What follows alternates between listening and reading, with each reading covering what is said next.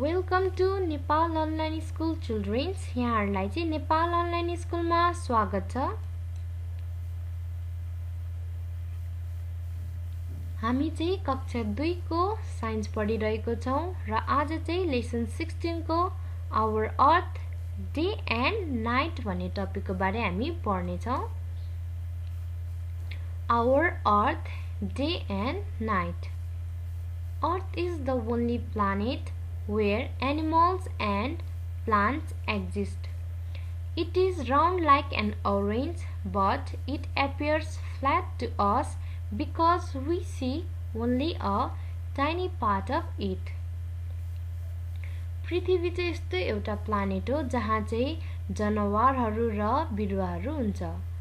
यो चाहिँ ओरेन्ज जस्तै राउन्ड आकारको हुन्छ, तर हामीहरूले चाहिँ पृथ्वीलाई फ्ल्याट देखिरहेको हुन्छौं किनभने हामीले चाहिँ पृथ्वीको सानो भाग मात्र देखिरहेको हुन्छौं, जसको कारणले चाहिँ हामीले पृथ्वीलाई फ्ल्याट देख्छौं। 2/3 of the Earth's surface is covered by water. It includes rivers, lakes, seas and oceans. Living things are found on Earth's surface and water. पृथ्वीको 3 भागमा चाहिँ 2 भाग चाहिँ वाटरले कभर गरेको हुन्छ, जसले चाहिँ रिभर, लेक, सीज र ओशियन इन्क्लुड गर्छ। लिभिङ थिङ्ग्सहरू चाहिँ अर्थको सर्फेस र वाटरमा पाउँछ। हामीले पिक्चरमा नि देख्न सक्छौं, यो ब्लू कलरको चाहिँ वाटर सर्फेस हो र यो ग्रीन भएको चाहिँ ल्यान्ड सर्फेस हो।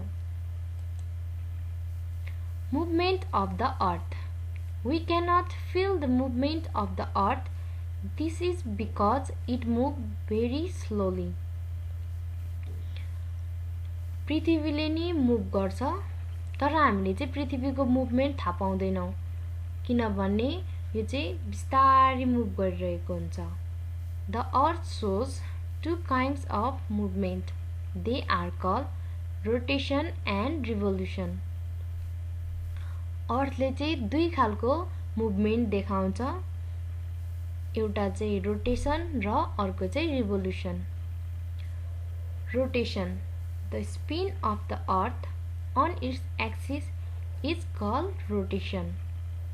It takes 24 hours to complete one rotation. It causes day and night.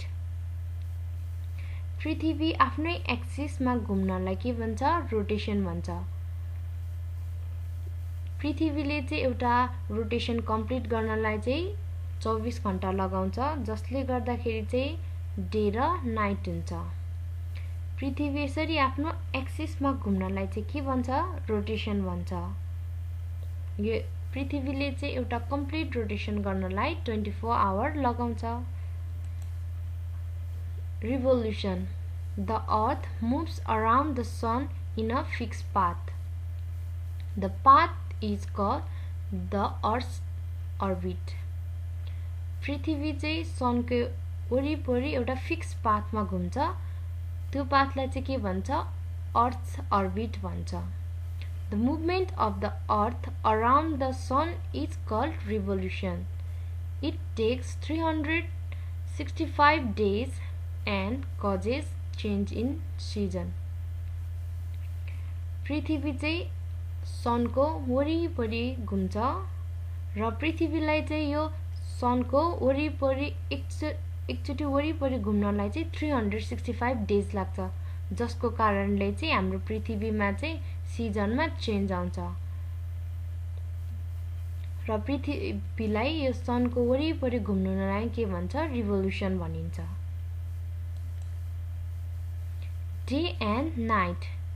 We already read that rotation of the earth causes day and night.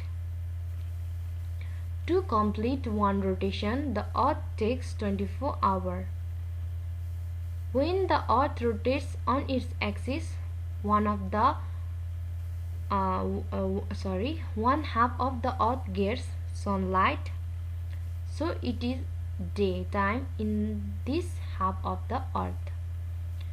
At this time, another half of the earth does not get the sunlight, so it is night in this half of the earth.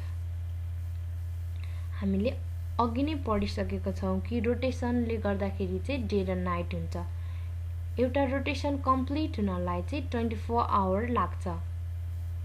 जब यो rotation हुन्छ त्यतिखेर चाहिँ सनले चाहिँ पृथ्वीको एउटा भागमा मात्र light पाइरा हुन्छ र अर्को भागमा चाहिँ सनको लाइट पाएको हुँदैन।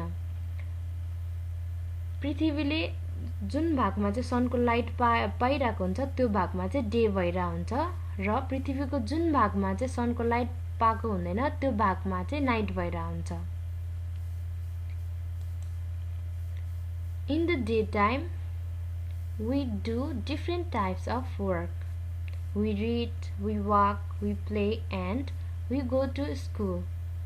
We mostly take rest and sleep at night. हामी यो डे टाइममा चाहिँ हामी के गर्छौं? विभिन्न खालको कामहरू गर्छौं। हामी पढ्छौं, हिड्छौं, खेल्छौं र स्कुल जान्छौं।